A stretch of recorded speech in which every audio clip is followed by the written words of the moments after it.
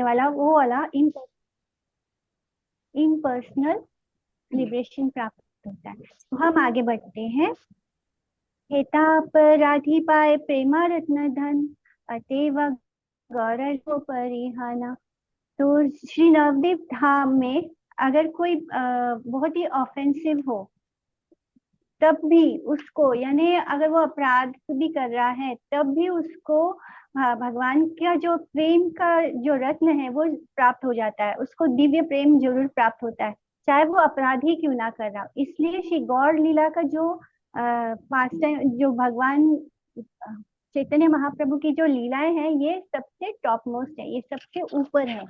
गौर धाम गौर नाम गौर रूप गुण, नहीं माने तारी ते निपुण। तो जो भगवान गौर हरि का जो धाम है, उनका जो नाम है गौर नाम, और गौर महाप्रभु का जो रूप है, उनका जो गुण है, वो अपराध नहीं मानता है। इस और बिना माने हमसे कोई अपराध क्यों ना हो रहा हो, लेकिन अगर हम गौर हरि का नाम ले रहे हैं, उनके धाम में मायापुर में है, तो हमसे अपराध भी बन रहा है तब भी गौर हरि उस अपराध को नहीं लेते हैं, वो उसको इग्नोर कर देते हैं। इतने औदार्य उनका नेचर है कि वो उस ऑफेंस को भी इग्नोर कर देते हैं और हमें कृष्ण प्रेम देते हैं। यदि अपराध था के सदा राम ने, में कृष्ण धामे तारे बहु दीने, गौर नामे गौर धामे सद्य प्रेम हया, अपराध नहीं तार बाधा उपजया। तो अगर कोई साधक है, उसके हृदय में अभी भी अपराध बन रहे हैं कृष्ण नाम के प्रति और कृष्ण के धाम के प्रति, तब वो अपराध, माने कहते हैं ना कि हरि नाम कभी भी रुकना नहीं चाहिए, हरि नाम से ही हमारे अपराध खत्म होते हैं। अगर हम हरि नाम करते हुए अपराध कर भी रहे हैं, तो ये हरि नाम धीरे धीरे करके हमारे अपराध को खत्म कर देगा। लेकिन कृष्ण नाम में अगर अपराध बनता है तो वो धीरे धीरे, बहुत समय लगता है उसको खत्म होने में, it will take very, but अगर हम श्री गौर हरि का नाम लेते हैं, उनके धाम की शरण लेते हैं, उनके नाम की शरण लेते हैं, तो हमें बहुत जल्दी बहुत आसानी से कृष्ण प्राप्त होगा। और श्री गौर हरि का जो धाम है, नवदीप धाम है, वो हमारे इस प्रेम को प्राप्त करने में हमारे विकल्प को दूर कर देगा, यानी वो हमारे रास्ते में कृष्ण प्रेम प्राप्त करने में जो भी ऑब्स्टेकल्स है उसको हटा देगा नवदीप धाम। तो इस तरह गौर हरि का नाम और उनका धाम हमें बहुत आराम से, बहुत आसानी से कृष्ण प्रेम देता है। लेकिन अगर हम, इसलिए हम लोग हरि नाम करते हैं तो हर माला, हर राउंड को जप करने के पहले पंच तत्व मंत्र बोलते हैं, ताकि हम गौर हरि की शरण लेकर फिर हम हरे कृष्ण महामंत्र करते हैं। ऐसा करने से हमें बहुत जल्दी इसमें प्रोग्रेस मिलेगा, इसमें सफलता मिलेगी, क्योंकि गौर हरि जो है वो हमारे नाम अपराध को नहीं देखते। अगर हम उनकी शरण में हैं, अगर हम उनके धाम की शरण में हैं, तो हमारे रास्ते के सारे ऑब्स्टिकल्स बहुत जल्दी खत्म हो जाएंगे। तो हम आगे बढ़ते हैं इस परिक्रमा में काजी के समाधि पर। यही देखा ओहे जीवा काजी रसा माधि, देखी ले जीवेरा नाश भया आधि व्याधि। तो बोलते हैं कि ओ जीव देखो, ये काजी का समाधि है, इसके दर्शन करने से हमारे जो भी दुख है, आदि है, व्याधि है, यानी जो भी हमारे सफरिंग्स है, जो भी हमारे मिजरीज है, जो हमारे दुख दर्द तकलीफ है, वो सब इस काजी के समाधि के दर्शन करने मात्र से खत्म हो जाते हैं। शंखवानी का नगर सारदंगा, नेक्स्ट स्टॉप इज सारदंगा। तो एता बलि नित्यानंद प्रेमा गारा गारा, चाली नैना धुता शंखा वानी का नगरा, तथा गिया श्रीजीवेरा बले न वचन, ओहे देखा सारदंग अपूर्व दर्शन। तो इस तरह काजी की समाधि के दर्शन लेने के बाद वो लोग आगे बढ़ते हैं और फिर श्री नित्यानंद प्रभु प्रेम से भर जाते हैं और फिर बताते हैं और उस जगह पर जाते हैं शंखावानी का, और कहते हैं जीव से कि ओ जीव, ये देखो, ये है अद्भुत सारदंग, सारदांग दांगा। श्री सारदंगा नाम अति मनोहर, जगन्नाथ बैसे यथा लाई या साबर, तो ये जो सारदंगा नाम है, ये ही इतना अद्भुत है कि अ, इसका नाम बोलने से ही मन प्रफुल्लित हो रहा है। क्यों हो रहा है? क्योंकि यहाँ पर जगन्नाथ जी हमेशा यहाँ पर वास करते हैं। ये जगह जो है ये पुरी से नॉन डिफरेंट है। जो भगवान के जगन्नाथ पुरी है और साराडंगा है, वो दोनों को इक्वल माना गया है। तो यहाँ पर इस क्षेत्र साराडंगा में सब जाति के लोग रहते हैं। वे जबे रक्त बाहु दौरत माया करीला दाहिता सहिता प्रभु हेताया आइला। तो जो रक्त बाहु था, उसने उस समय उन लोगों को उस जगह पर बहुत ज्यादा परेशान करके रख दिया था, बहुत वॉयलेंट था, बहुत लोगों की हत्या कर रहा था। तब रक्त बाहु बाहु को खत्म करने के लिए जगन्नाथ जी वहां पर आए थे अपने सर्वेंट्स के साथ। श्री पुरुषोत्तम समा ई धाम हया नित्य जगन्नाथ स्थिति तथा या निश्चय। तो इस जगह को हमें श्री पुरुषोत्तम धाम की तरह ही मानना चाहिए। ये यहाँ, क्योंकि यहाँ पर इटर्नली हमेशा के लिए श्री जगन्नाथ वास करते हैं। उस आगे हम बढ़ते हैं श्रीधर आंगन में। तबे तंतु वाया ग्राम हैले ना पारा देखी लेना खोला बेचा श्रीधर आगारा।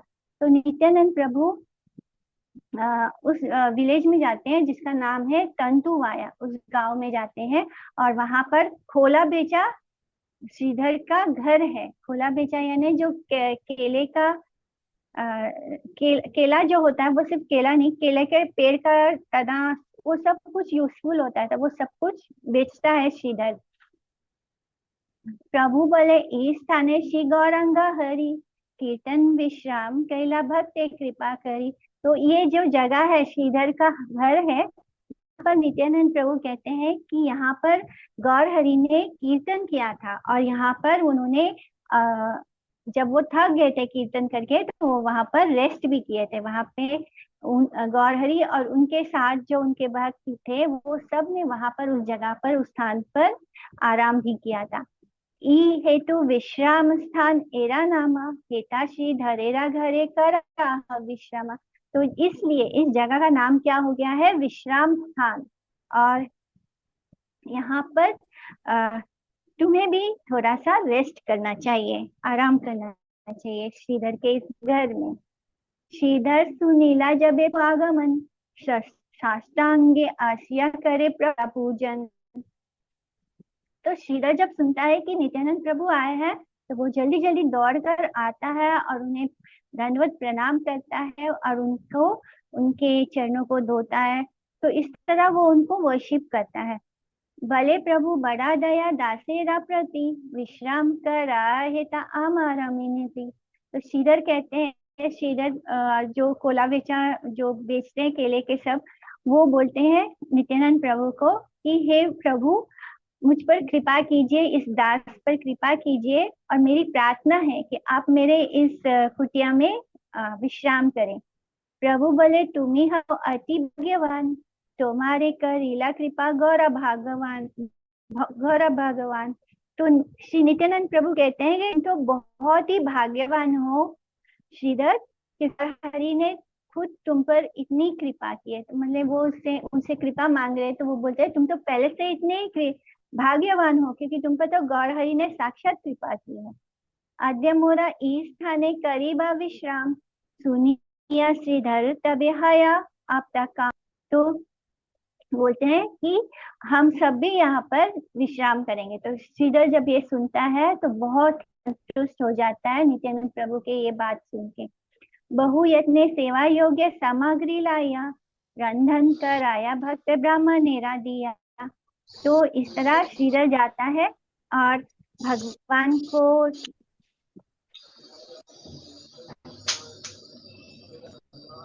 की सेवा के लिए जो भी सामग्री है वो सब वो जाकर बाजार से ले आता है। रंधन करना माने कुकिंग करने के लिए, तो वो ब्राह्मण डिवोटी को भी लेकर आता है जो कि वो भोजन प्रिपेयर कर सके। हिताय श्री वास सेवा हैला समापन आनंदे प्रसाद पाया श्री जीवाता खान। तो इस तरह श्री नित्यानंद प्रभु और श्रीवास पंडित भी अपना भोजन फिनिश करते हैं, पूरा करते हैं, और श्री जीव गोस्वामी जो है उन दोनों का ही जो प्रसाद होता है, जो बचा हुआ होता है भोजन, उसको पाते हैं और बहुत ही आनंद से वो प्रसाद पाते हैं।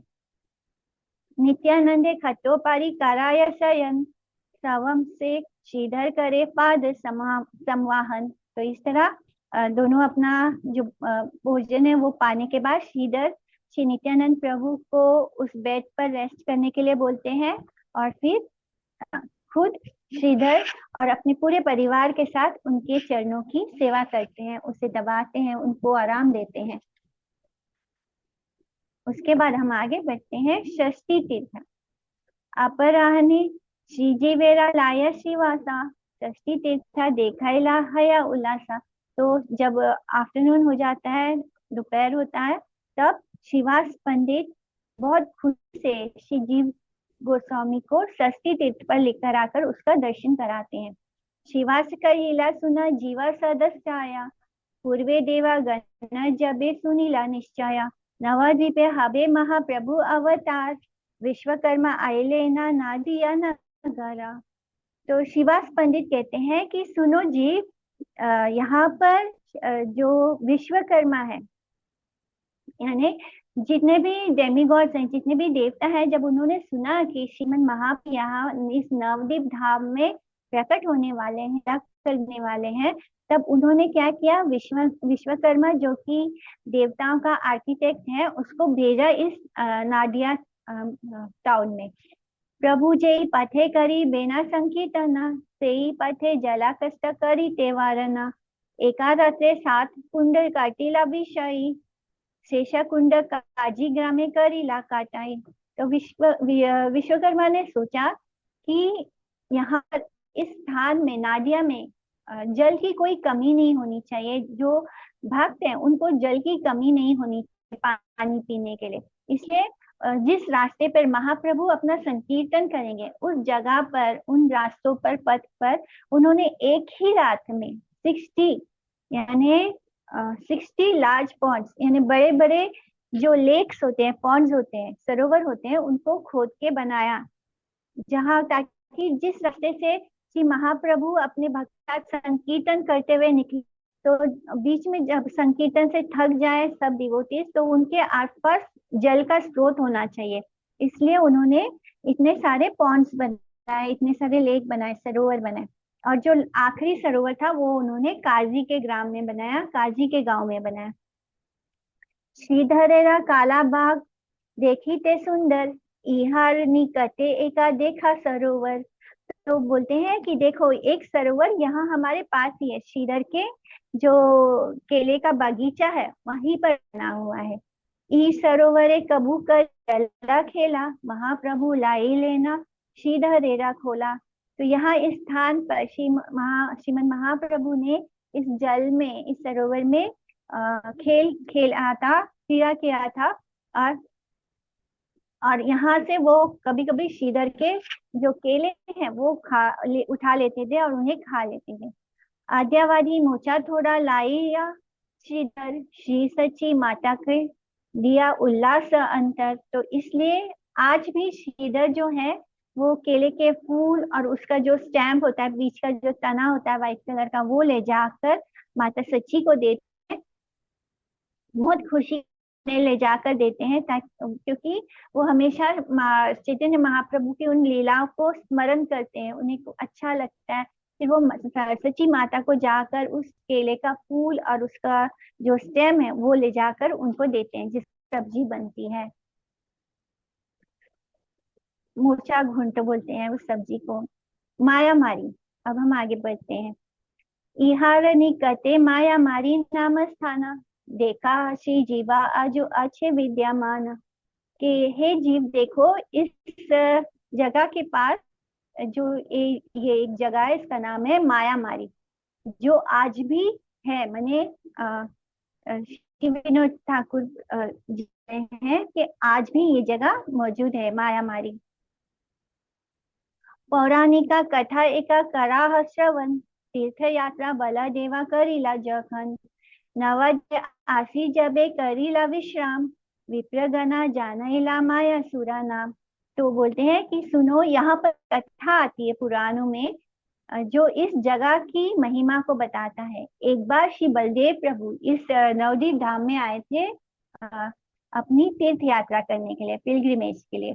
और फिर एक जगह पर वो, यहाँ पर इसी जगह पर वो लेट गए करने के लिए, विश्राम के। तब यहाँ के जो लोकल ब्राह्मण थे, उस जगह पर रहने वाले रहीवासी ब्राह्मण, वो आकर उनको बोलते हैं, उनको बताते हैं कि हम सब जो है एक असुर है, मायासुर, उससे बहुत परेशान है। उनके सामने आके अपनी तकलीफ बताते हैं। तो मायासुर उपद्रव सुनी हला धरा, महावेगे धरे तारे माथेरा भीतरा। तो इस तरह जब उन्होंने सुना कि जो मायासुर है, श्री बलदेव को हलधर भी बोलते हैं बलराम प्रभु को, तो जब वो सुनते हैं कि मायासुर नाम का राक्षस जो है वो, उसने इन ग्रामीणों को बहुत ही परेशान करके रखा है, तो बहुत, वो उसको देखते हैं तो उसके पीछे बहुत स्पीड से दौड़ते हैं, और फिर उसको इसी जगह इस फील्ड के मिडल में लेकर आकर पकड़ते हैं। महायुद्ध कैला दैत्य बला देवा साथा, अवशेष राम तारे करीला नीपा। तो इस तरह इस जगह पर बहुत ही भयानक युद्ध हुआ था मायासुर और बलदेव प्रभु के बीच में। और फाइनली वो जो असुर था वो बलराम जी के हाथों से मारा गया। से अवधि माया मारी नाम ख्याता हैला, बहुकाल कथा आजा तो मारे कहिला। तो उसी समय से इस जगह का नाम माया मरी नाम से फेमस हो गया, क्योंकि मायासुर को मारा गया था इस स्थान पर, इसलिए इस जगह का नाम क्या हो गया, माया मारी। तो ये, और बहुत दिनों के बाद उन्होंने श्री नित्यानंद प्रभु ने ये कथा उन्हें सुनाई है। फिर श्री नित्यानंद प्रभु जीव गोस्वामी को वेट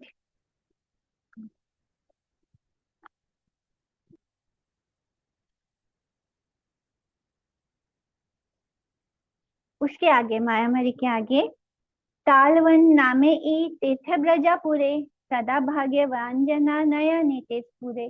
तो जो भाग्यवान लोग हैं वो इस मायापुरी को, माया मारी को तालवन, जो ब्रज धाम में तालवन जगह है, वहाँ पे भी असुरों को मारा था भगवान ने।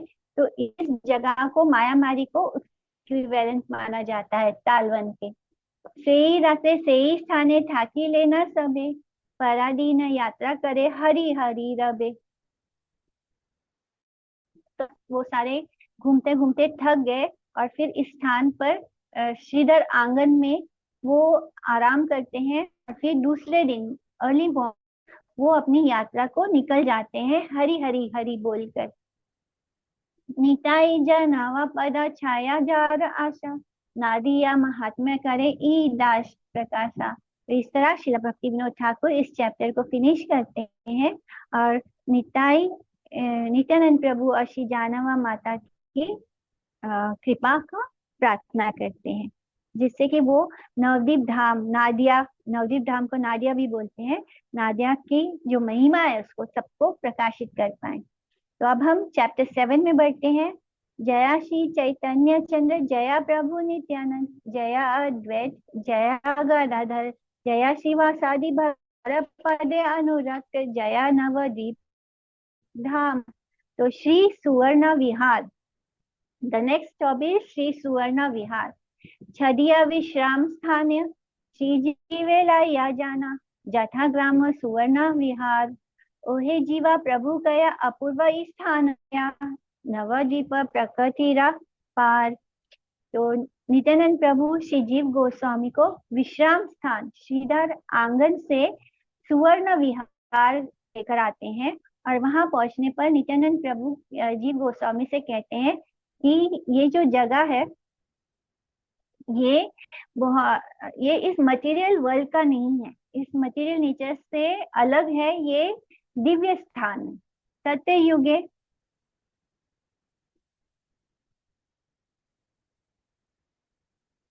सतयुगे ईस्थाने छिला राजा सबे जाने, श्री सुवर्ण सेना तार नाम, बहुकाल राज्य कैला पार्थिव वर्धाकया हैला, तबु नहीं करिए ते विश्राम। तो सतयुग की बात है। तब एक राजा था जिसका नाम था सुवर्णसेन, जो यहाँ पर रहता था। उसने इस स्थान पर बहुत समय तक राज्य किया। और जब वो बूढ़ा हो गया था, तब भी वो क्या कर रहा था, वो अपने पेट का भारी संभाल रहा था, उसी काम में बिजी था। और वो उस कार्य से रिटायर नहीं होता। विषय अविष्ट चिता किसे वृद्धि हयाविता, ई चिंता करे न रावर, की जानी की भाग्य वशेषी ना, नारद तथा ऐसे राजा तारे पूजिला विस्तार।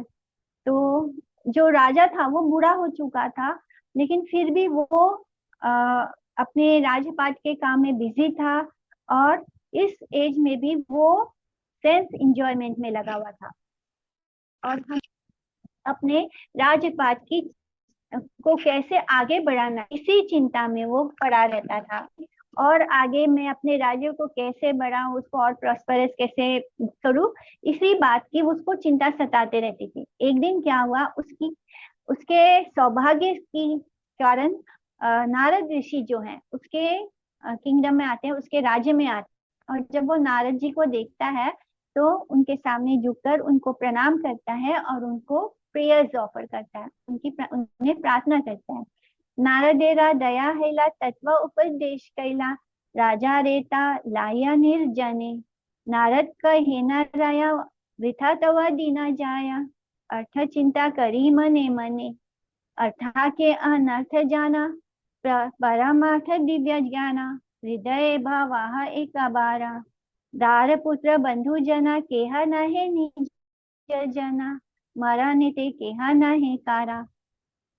तो जब वो राजा के इस कंडीशन को देखते हैं कि इतना ओल्ड हो चुके हैं, अभी भी वो माने उसी तरह जी रहे हैं, मटेरियल चीजों के पीछे भाग रहे हैं और अपने राज्य को कैसे बढ़ाना है इसी चिंता में ग्रस्त है, तो नारद जी का हृदय जो है वो दया से भर गया। फिर वो उनको एकांत में लेकर जाते हैं उस राजा को, और फिर उनको जो सत्य है, जो तत्व है, वो समझाने की कोशिश करते हैं।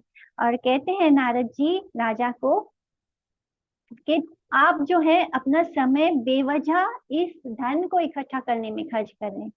आपको समझना चाहिए कि असली धन क्या है। और ये जो मटेरियल धन है वो क्या है, वो हमें सौभाग्य नहीं देता बल्कि हमें दुर्भाग्य देता है। जो मटेरियल धन है जिसको हम अर्जित करने में लगे रहते हैं, उससे हमें कोई सौभाग्य नहीं प्राप्त होता। इसलिए इस बात को अपने हृदय में रखकर उस पर थोड़ा सोच विचार कीजिए, तभी आपको समझ में आएगा कि असली में जो हमारा जो चार गोल है जिसके पीछे हम संसार में भागते रहते हैं, धर्म अर्थ काम मोक्ष, लेकिन इसके अलावा भी एक फिफ्थ गोल है ह्यूमन लाइफ का, एक पांचवा गोल है। वो क्या है? कृष्ण प्रेम। तो उसके बारे में भी आपको सोचना चाहिए। ये जो पत्नी है, ये जो पुत्र है, रिलेटिव्स हैं, फ्रेंड हैं, ये सब हमारे अपने नहीं है।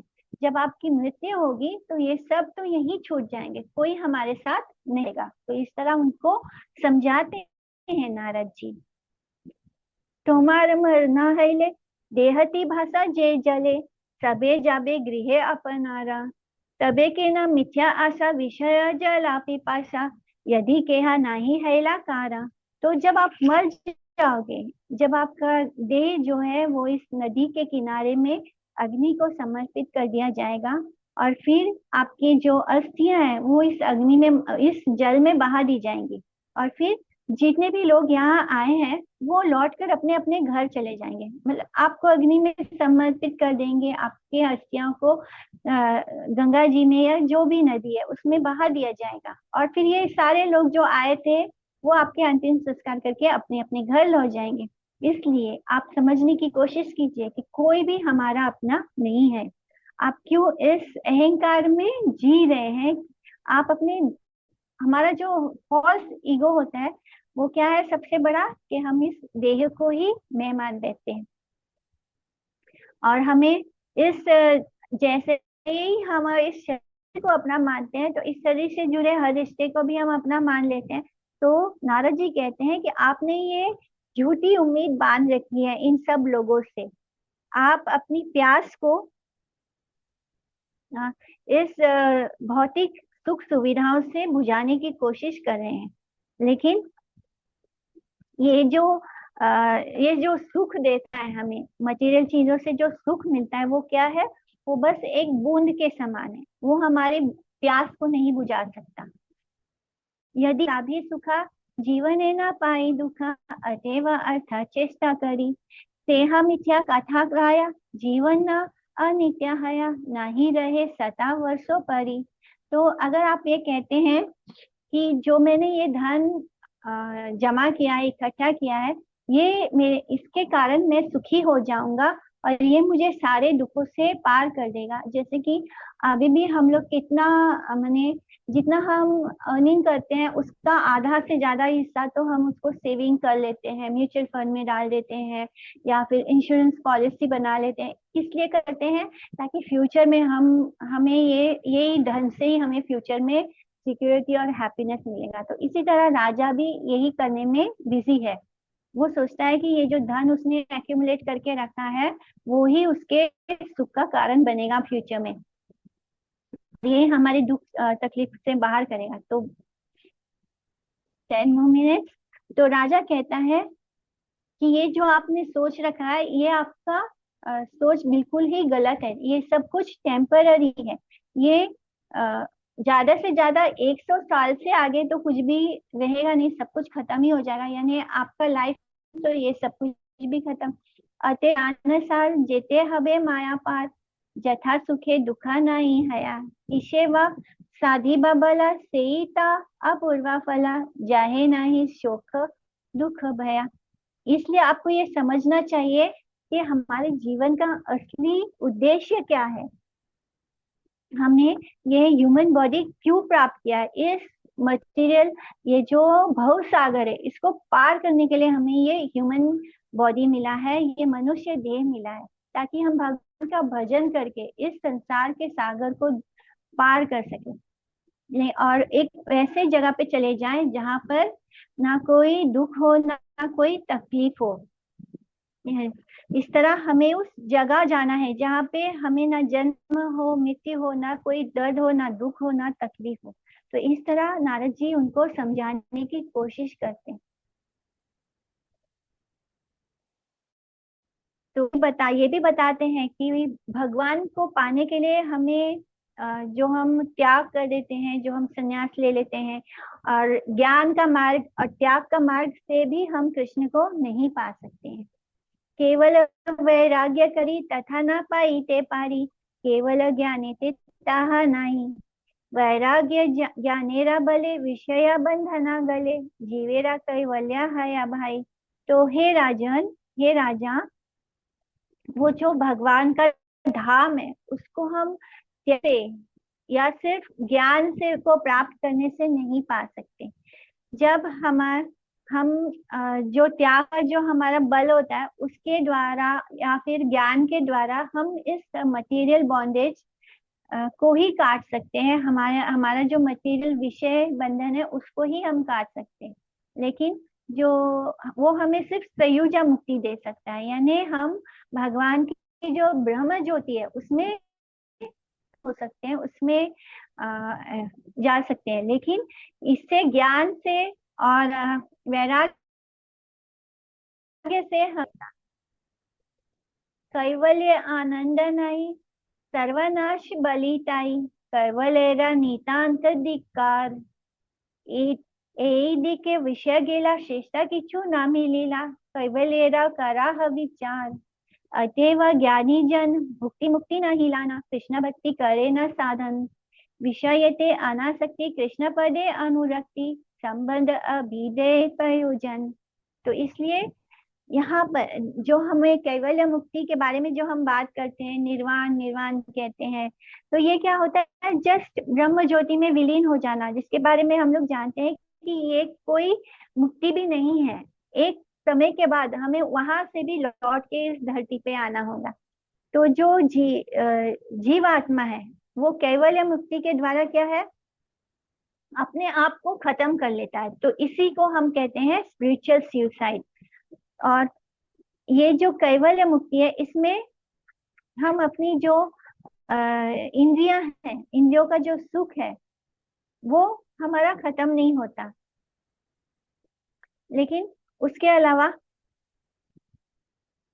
हम उस कैवल्य मुक्ति पाने के लिए क्या क्या करते हैं, हम त्याग करते हैं कि हम ये माने जो चीजों से हमें इंद्रियों को सुख मिल रहा है उसका हम त्याग करना शुरू करते हैं। पर वो त्याग करने मात्र से वो विषय हमारे अंदर से नहीं खत्म होता है, और इससे हमें कुछ भी प्राप्त नहीं होता कैवल्य मुक्ति से। इसलिए जो बुद्धिमान व्यक्ति होता है वो कैवल्य मुक्ति को स्वीकार नहीं करता।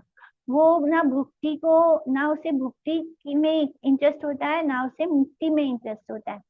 वो सिर्फ और सिर्फ कृष्ण की भक्ति में इंटरेस्टेड होता है।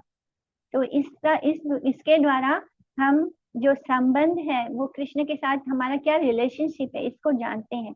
उस संबंध को जानने के बाद उसको कैसे हम उस रिलेशनशिप को कैसे बनाएंगे उसको बोलते हैं अभिधेय। और फिर हमारा प्रयोजन क्या है, हमारा अल्टीमेट गोल क्या है लाइफ का, वो है कृष्ण के प्रेम को प्राप्त करना, उनके धाम को वापस लौटना। इस तरह जब हमें ये तीन चीज पता होती है तब हम अपने आप ही डिटैच हो जाते हैं सेंस एंजॉयमेंट में, और हमारा सारा अटैचमेंट कृष्ण के श्री में हो जाता है। तो भगवान के धाम पहुंचने का एकमात्र रास्ता क्या है, भक्ति। ना ज्ञान है ना वैराग्य है। जीवा से कृष्णेरा दास, भक्ति बिना सर्वनाश, भक्ति वृक्ष फले प्रेम फला, से फला प्रयोजन, कृष्ण प्रेम नित्य धन, भुक्ति मुक्ति तुच्छ से सा कला। तो इस तरह जो जीवात्मा है वो कृष्ण का नित्य दास है, और उनके साथ वो अपना संबंध जानता है, जबकि कि हम उनके नित्य दास है, ये हमारा संबंध ज्ञान है। फिर भक्ति के द्वारा, भक्ति क्या है, भक्ति हमारा अभिधेय है। भक्ति के द्वारा हम उस संबंध को मजबूत करते हैं, और जिससे कि हमारा जो अगर हम भक्ति ना करें, जीवात्मा अगर भक्ति ना करे तो वो अपने आप को पूरी तरह बर्बाद कर लेगा। और फिर ये जो भक्ति का जो हमारा पेड़ है उस पे भगवान के प्रेम का फल है। और फिर हमारा जो अल्टीमेट गोल है, लाइफ का प्रयोजन है, वो है भगवान के कृष्ण प्रेम को प्राप्त करना। और इस तरह जो हम भुक्ति और मुक्ति की बात कर रहे हैं, इसका हमारे लिए इस फल के सामने कोई भी उसकी कीमत नहीं है, ना भुक्ति का ना मुक्ति का। कृष्ण चिद आनंद रवि, माया तारा छाया छवि, जीवा तारा किरण किरण अनुराग अनुगना, किरण अनुगना, तटस्थ धर मेरा वसे, जीवा यदि माया स्पर्शे, माया तारे कराया बंधना। तो जो कृष्ण है वो सच्चिद आनंद है, वो सूर्य है जो चिद आनंद का सूर्य है, जिसमें ज्ञान भी है, जिसमें आनंद भी है। जो माया है वो उनकी छाया है मात्र, और जो जीव आत्मा है वो उनका बहुत ही टाइनी इन्फिनिटेसिमल पार्टिकल, यानी बहुत ही अणु है, बहुत छोटा सा उत्पात है। जैसे सूर्य की रोशनी जब पड़ती है तो उसमें हम देखते हैं कुछ छोटे छोटे पार्टिकल उड़ते हुए दिखाई देता है। जब रोशनी ऐसे किसी चीज पर पड़ती है घर में तो हमें दिखता है ना कि वो रोशनी में कुछ उड़ रहा है, छोटा छोटा छोटा सा पार्टिकल। तो जीवात्मा का बस वैसे छोटा छोटा सा पार्टिकल है हम सब जीवात्मा। और फिर क्योंकि हम भगवान की तटस्थ शक्ति है और हमें माया ने बनाया है, इस कारण हम उनके इल्यूजन में बंधे रहते हैं। और लेकिन जब यही जीवात्मा कृष्ण की तरफ मुड़ता है तब माया का बंधन छूट जाता है। कृष्ण बहिर्मुखी जय, माया स्पर्शी जीवा से, माया स्पर्शे कर्म संघ पाए, माया जाले ब्रह्मी मारे, कर्म ज्ञाने नहीं तारे, कष्ट नाश मंत्रा न कराया। तो जो जीवात्मा है वो कृष्ण से मुख मोड़ कर खड़ी है, और उसका मुख किसकी तरफ है, माया की तरफ है। जिसके रिजल्ट में क्या होता है, हम जो फ्रूटिटिव एक्टिविटीज है, जो कर्म कर रहे हैं वो फल की, उसके कर्म बंधन में हम फंस जाते हैं। इस तरह हम जन्म आफ्टर बर्थ, आफ्टर बर्थ क्या होता है, हम इस मटेरियल एग्जिस्टेंस में 84 लाख योनियों में फंस कर रह जाते हैं। हमारी ना तो इच्छाएं खत्म होती है, ना हमारा कर्म बंधन खत्म होता है। जितनी इच्छा उतना कर्म, कर्म करते जाओ, कर्म बंधन कभी मिटेगा नहीं। और इसे मिटाने का एकमात्र उपाय क्या है कि कृष्ण की तरफ मुड़ जाए। इस तरह हम कर्म और ज्ञान के फंसे रहते हैं। कभू कर्म आचराया, अष्टांगरी योग माया, कभू ब्रह्म ज्ञान आलोचना, कभू कभू तर्का करे, अवशेष नहीं तारे, नहीं माने आत्म तत्व धना। तो इस तरह कभी कभी हम कर्म करते हैं और कभी कभी हम अष्टांग योगा करते हैं। अलग अलग योगा के पोस्चर होते हैं, अलग अलग योगा के मेथड होते हैं जिसको हम फॉलो करते हैं। तो कभी हम ब्रह्म ज्ञान प्राप्त करने की कोशिश करते हैं और कभी कभी हम लॉजिक का शरण लेते हैं, यानी ज्ञान का शरण लेते हैं।